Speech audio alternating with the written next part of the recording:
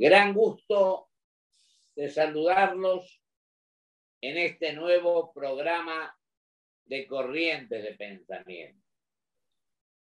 Hoy tenemos el gusto y el honor de un querido amigo, un hombre que fue presidente de ADEPA a los 37 años, que hoy es nuevamente presidente de ADEPA, pero además integra un organismo sumamente importante que es el de los medios integrales del mundo, donde él es el argentino que nos representa.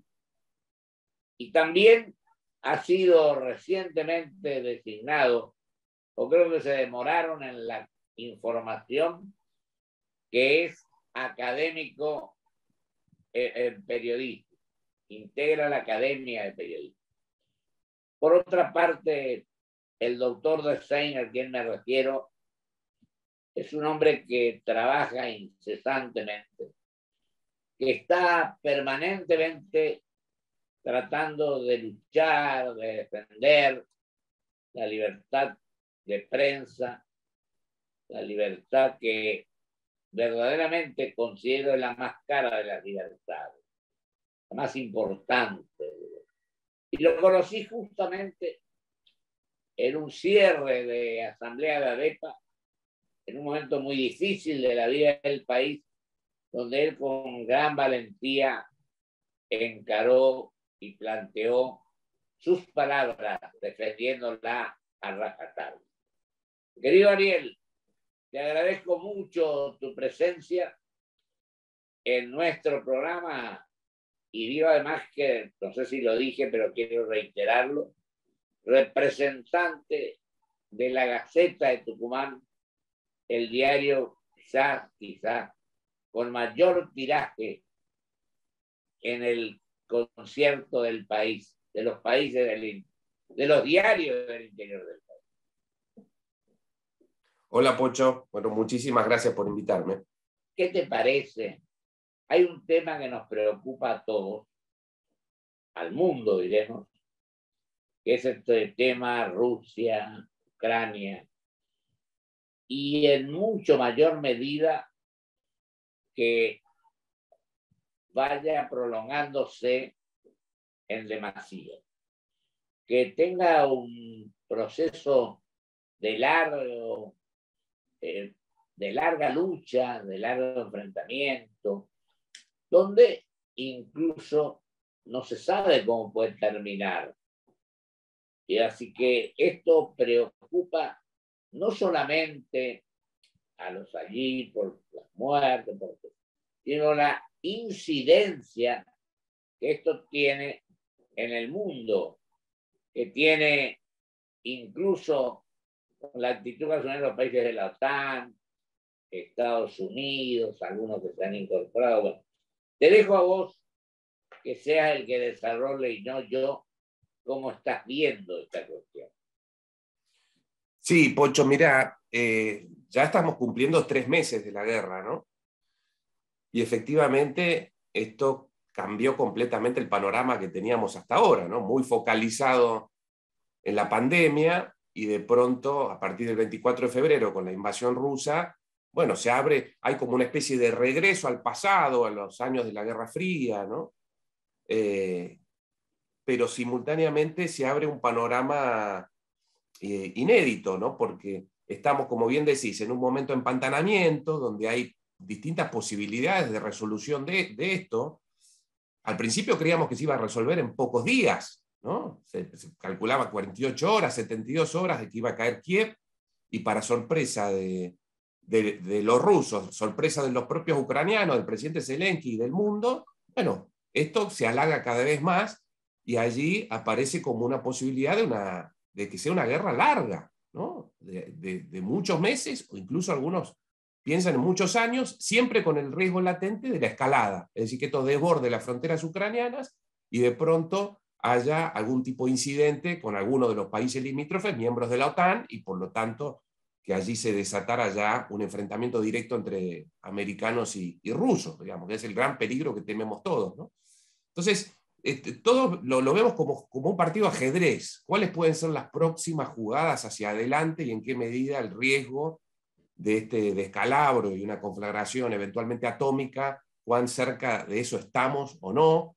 ¿Qué puede pasar del lado ruso? Es decir, se especula mucho con la salud de Putin, con las intrigas internas de la cúpula, ¿no? En qué medida puede caer Putin, en qué medida hay algunas alternativas políticas al régimen comandado por Putin, pero también del lado americano. Mira, justo acabo de leer una nota de Thomas Friedman, este excelente columnista del New York Times, que estuvo almorzando con Biden, ¿no? Y él decía, Biden, el gran logro que ha tenido hasta ahora, a partir de la invasión rusa, es haber unido a la OTAN, ¿no? Que estaba tan disgregada, tan motivada, ¿no? Pero por el otro lado, el gran problema que tiene es que no sabe si va a poder mantener unidos los Estados Unidos. Es decir, el país, los Estados Unidos, está completamente dividido por esta gran grieta que generó, que ahondó Trump o que representó Trump, ¿no? Entonces, es un país con dos veredas totalmente enfrentadas, muy difíciles de conciliar, y por lo tanto ahí también puede haber cambios en todo esto, ¿no? Respecto a la posición en Ucrania y demás. Es decir, que estamos en un momento de enorme inestabilidad que hace que sea muy difícil recuperar la armonía necesaria para el crecimiento, para la previsibilidad, para la tranquilidad política en este mundo tan polar, que ya estaba polarizado y que la invasión a Ucrania acentuó ese clima de enfrentamiento y división a nivel mundial, ¿no?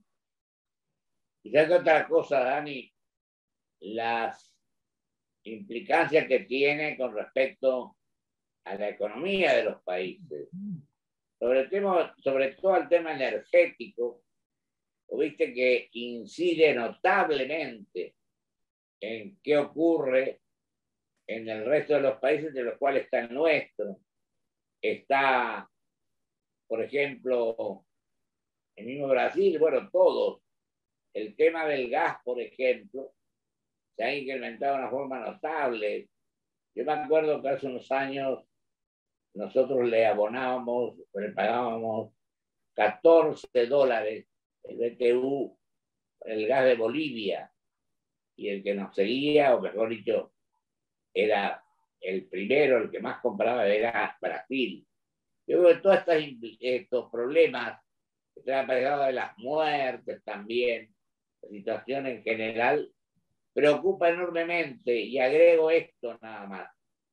El 9 de este mes, 9 pasado, se cumplió un año más de que terminó la Segunda Guerra Mundial. Entonces tenemos que estar con todas las luces que tengamos, muchas o pocas, agudizando el ingenio y tratando de ver cómo se puede incidir para que esto que preocupa a todos se convierta en una cuestión que pueda superar. Yo ahora te pregunto otro tema que me parece muy importante. Vos estuviste en un encuentro de la UNESCO en Uruguay hace muy pocos días, ¿no, Daniel? Sí, te hago un apunte sobre lo que decías de Ucrania y ahora te voy a la UNESCO. Sí, te dirá, por supuesto. Sí, efectivamente, la dimensión energética del conflicto y su contracara, que también es la dimensión alimentaria para países como el nuestro, plantea un enorme desafío y una gran oportunidad, ¿no? Hasta ahora desperdiciada, porque obviamente justo The Economist sacó en su nota de tapa un vaticinio sobre una crisis alimentaria, ¿no? Entonces, para países como el nuestro, que exportan básicamente en materias alimentarias, es evidentemente una gran oportunidad. Pero del otro lado, que también teníamos la oportunidad, ya que tenemos una capacidad de generación de energía, ¿no? Extraordinaria, totalmente desperdiciada por los malos deberes que hicimos en todos estos años, nos genera el problema en el que ya estábamos, que es casualmente nuestro problema tarifario, ¿no? Nuestra incapacidad para ajustar nuestras cuentas en medio de un momento como este, en el que los precios se disparan y demás. Y estamos en ese atolladero insólito, donde estamos pagando los costos de haber hecho las cosas mal durante tanto tiempo, ¿no? Pero en fin, pero en esa situación estamos. Ahora voy a la UNESCO, ¿sí? La UNESCO, que es... Te quiero decir algo antes, Sí, Daniel, vos sabés que la energía es la que mueve todo, diremos. claro, claro. Producción, todo lo que viene después. Es la columna vertebral de que pudiéramos superar, es decir, producir lo que corresponde y hacer lo que más conviene al país. Sí, Pero ahora, con sí. todo gusto. Bueno, la UNESCO, la reunión más importante sobre libertad de prensa que tiene anualmente es el 3 de mayo, que es el Día Mundial de la Libertad de Prensa, que fue consagrada a partir de una asamblea que hizo en Namibia ya hace 30 años la UNESCO. Bueno, entonces ese día de todos los años se reúne en distintos lugares del mundo y después de mucho tiempo volvió a América Latina y eligieron a Punta del Este como lugar para esa sede. Vino gente de 86 países, representantes de la justicia, de los ejecutivos, estuvo el presidente Lacalle, representantes de los parlamentos, de la academia, de los medios, de las empresas tecnológicas, ¿no? Del gremio periodístico, entre otros, para tratar de analizar, bueno, cuáles son los grandes temas de hoy, ¿no? Cómo la libertad de prensa está amenazada hoy. Ucrania, desde ya, la cobertura de la guerra estuvo presente allí. La crisis de América Latina, ¿no? Con un país como México que tiene, hasta la guerra de Ucrania, era el país con mayor cantidad de periodistas muertos, ¿no? Y llevamos ya en lo que va del año una decena de periodistas muertos en México, que es más de 2/3 de todos los periodistas asesinados en todo el continente. Pero también los problemas vinculados a la revolución tecnológica, ¿no? Cómo las plataformas inciden en la libertad de prensa y en la democracia en general, ¿no? Con la perturbación de los procesos electorales, con la acentuación de las grietas sociales, ¿no? De la polarización, la fragmentación de las sociedades que se van generando burbujas, ¿no? Bajo la ilusión de una gran comunicación, ¿no? La sociedad se divide y va quedándose en guetos dentro del ecosistema digital que cruza todas nuestras vidas, ¿no? Con el uso de los datos privados y la afectación de la viabilidad de los medios de comunicación, que son la herramienta que tiene la sociedad para casualmente equilibrar todas estas distorsiones, ¿no? Poder tener presupuestos básicos para sostener la democracia, tener un gran debate público, ¿no? Nutrido en base al análisis de hechos y el intercambio de opiniones y el procesamiento de las diferencias de la sociedad. Todo eso se va diluyendo y distorsionando en medio de este clima que está muy, muy influido por nuestra actividad en el mundo digital, que la pandemia lo que hizo fue acentuarlo, ¿no? Una cantidad de actividades ahora pasaron a digitalizarse y a pesar de que estamos en un momento bueno de la pandemia en términos comparativos respecto de lo que estábamos el año pasado, bueno, buena parte de nuestra vida ya se ha quedado dentro del mundo digital, ¿no? Entonces, eso fue poner el foco sobre cómo grandes empresas como Google, como Facebook, afectan en definitiva la viabilidad del periodismo y afectan también, distorsionan o generan comportamientos muy negativos para la sociedad que afectan y ponen en riesgo a nuestra democracia. Dani, y estuvieron presentes muchas autoridades importantes, ¿no? Creo que hasta el presidente de la República de Uruguay. Sí, estuvo en la calle, sí. Así Sí, que no fue, como bien sabés, ¿no? La calle en medio del clima latinoamericano, de tanta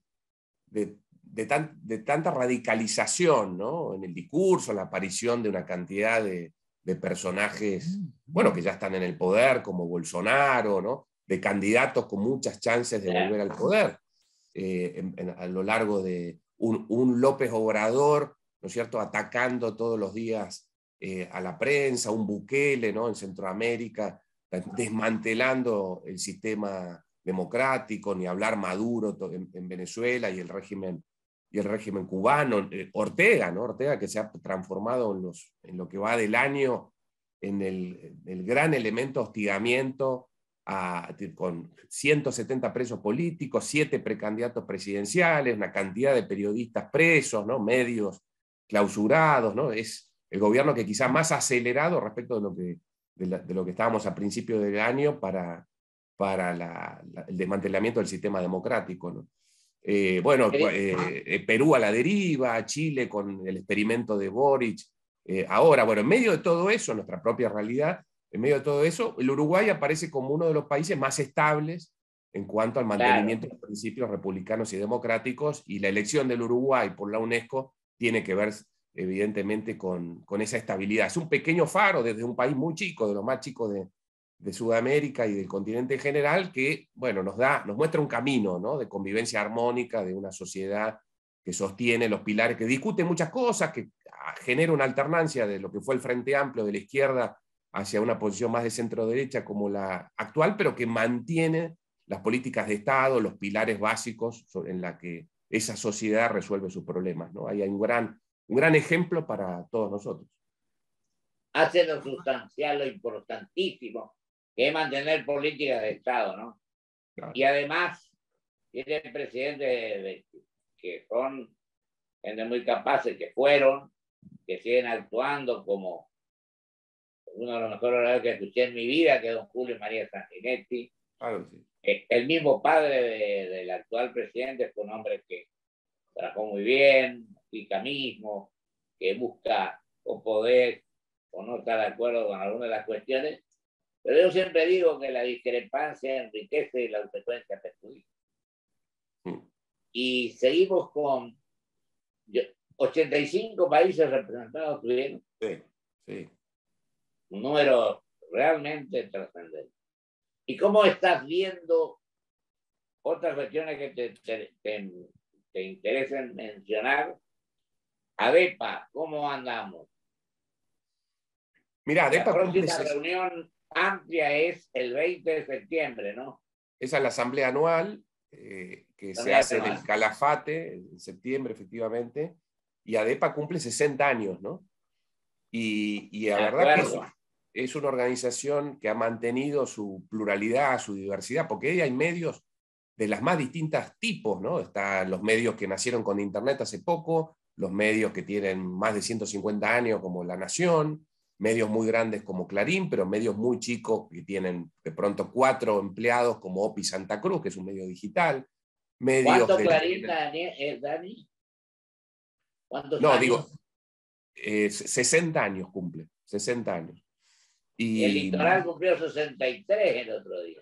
Mirá, bueno, claro, la mayor parte de los diarios que están ahí son diarios de más de medio siglo, pero hay otros que han superado ¿Y ya la Gaceta cuánto? Un siglo y medio. La Gaceta 110 cumple 110.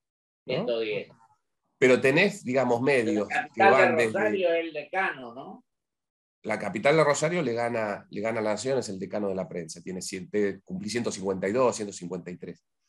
Y tenés desde medios que van desde Página 12, ¿no es cierto?, a La Nación, es decir, de una punta a la otra del espectro ideológico, y están sentados en el Consejo Ejecutivo, hay más de 13 provincias que están en la conducción de la organización. Entonces, hemos tratado de mantener esa diversidad como el elemento de fortaleza de la organización, que tiene un foco en la libertad de prensa, ¿no? Revisar todos los ataques tradicionales y los nuevos tipos de ataques más sutiles que tenemos, y también la sustentabilidad de los medios, ¿no? Porque toda esta aceleración de tendencias empujada por el avance tecnológico y la pandemia en particular, bueno, ha dejado una industria más débil y por lo tanto una democracia más frágil. Mirá, Ariel querido, nos quedan 3 minutos para vos, para que vos te escribas o te expreses o te manifiestes sobre lo que vos creas más conveniente. Y esto de ADEPA, por supuesto, conocemos, estamos ahí, claro, tratando de, no con la intensidad que las circunstancias requieren, pero tratando de ser. Y vos hablabas de los años que cumple ADEPA. Yo me acuerdo que se inició, porque me lo comentaba después don Gabriel Feri, mi tío que fue director del Litoral. Sí. En el Mercurio, en Chile, comenzaron las tratativas de ADEPA, para la conformación de ADEPA, ¿no? Sí, claro, fue en el 62 en una reunión de la CIP, gobierno de Frondizi, ¿no? Entonces, imagínate todo lo que cambió de ese momento. Para los medios fue una década de esplendor, en los 60 se lograron las mayores tiradas de la historia del periodismo, ¿no? Medios como Primera Plana. La Argentina es un faro cultural. Era el faro cultural de habla hispana, no era España, pues estaba bajo la égida del franquismo. No era México, no era Colombia. Era otra revista, ¿no? Confirmado, Panorama, tantas de Timerman, ¿no? Era un momento fue el momento del surgimiento del boom latinoamericano desde Argentina, desde Primera Plana, ¿no? García Márquez, Vargas Llosa, Carlos Fuentes, todo eso se generó desde la Argentina, desde las editoriales como Sudamericana, de tantos españoles emigrados, bueno, momento de esplendor, pero también de gran oportunidad. Mira, mi padre fue a la famosa gira con Frondizi por Europa, cuando se reúne, entre otros, con De Gaulle y con Malraux, ¿no? Y mi padre registra una frase que después fue publicado por todos los diarios en la tapa en la Argentina el día siguiente, donde Malraux dijo: si la Argentina tiene un futuro, ese futuro lleva el nombre de Arturo Frondizi. Bueno, en ese momento se funda ADEPA. 60 años más tarde la Argentina está en medio de una crisis extraordinaria, como siempre, ¿no? Pero donde la crisis global, bueno, le suma gravedad a la instancia. Hay poco margen para equivocarse en todo lo que decías vos al principio, ¿no? La guerra en Ucrania, cómo afecta nuestros precios, cómo afecta la energía. Bueno, hoy la situación global... Y otra cosa importante que quiero agregar aquí, porque yo lo visitaba mucho a Arturo Frondizi, y tuve el honor de ofrecerle la senaduría nacional cuando fui electo gobernador. No la aceptó, y el doctor Alfonsín le ofreció el embajador por el mundo. Tampoco lo aceptó, pero siguió. Bueno, Pocho, sí, hablábamos de Frondizi, y me hizo acordar a un artículo que sacó Fernando Marengo, que es socio de Ricardo Arriazu, ¿no? En Clarín, que se llamaba el país de las oportunidades perdidas, ¿no? Que es una especie de gran definición de, si uno repasa la historia, y cuanto más nos acercamos, más se multiplican esas oportunidades, y ahora estamos en otra de ellas, ¿no? Por lo que decíamos, de Ucrania, la oportunidad del precio de los commodities, el desafío de la cuestión energética, ¿no? Así que es cuestión de repensar en eso, ¿no? Y Frondizi, el ejemplo Frondizi, se ha quedado grabado porque fue como el último gran momento, ¿no? De consolidar y trazar un camino, y de trazar políticas de Estado, y funciona como un faro, ¿no? Como un espejo de lo que perdimos, pero de lo que todavía podemos recuperar. No, ahí te digo lo siguiente: no aflojemos. Yo sé que vos sos un luchador tremendo, así que no tenemos que aflojar hasta que se encamine de la mejor manera posible esto. Te agradezco mucho, Dani, querido.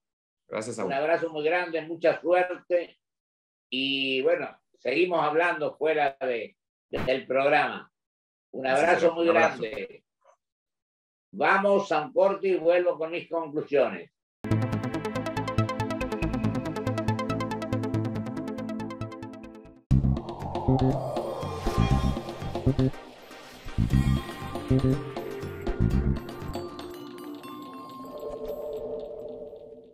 Estaba oscuro, en una estación de servicio en medio de la nada. Le da las llaves al playero y le dice: llénalo. Especial. Los números en el surtidor comenzaron a descontrolarse. 2.000, 3.000, 3.900. Redondeo en 4.000. Su mano se dirigió a la billetera. No estaba él. Decime que tenía la app Galicia para pagar escaneando cualquier QR. Sí. Afortunadamente recordó que se había bajado la app Galicia en el celular. Galicia. Mujer bonita es la que lucha. Mujer bonita es la que emprende. Mujer bonita es la que acompaña tus sueños y esperanzas. Mujer bonita es la que busca seguir creciendo. Es la que cura. Es la que cuida. Es la que no afloja. Es la que no baja los brazos. Es la que sigue para adelante. Mujer bonita somos todas.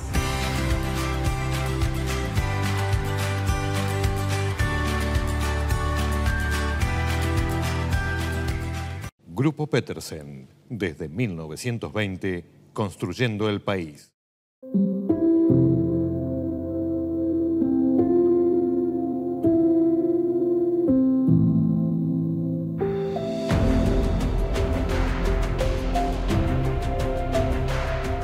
Presentamos Club Toyota, la membresía que te hará vivir las mejores experiencias por el solo hecho de ser parte. ¿Cómo funciona? Escanea el código QR para registrarte y empezá a disfrutar. ¿Tenés un Toyota? Sos parte.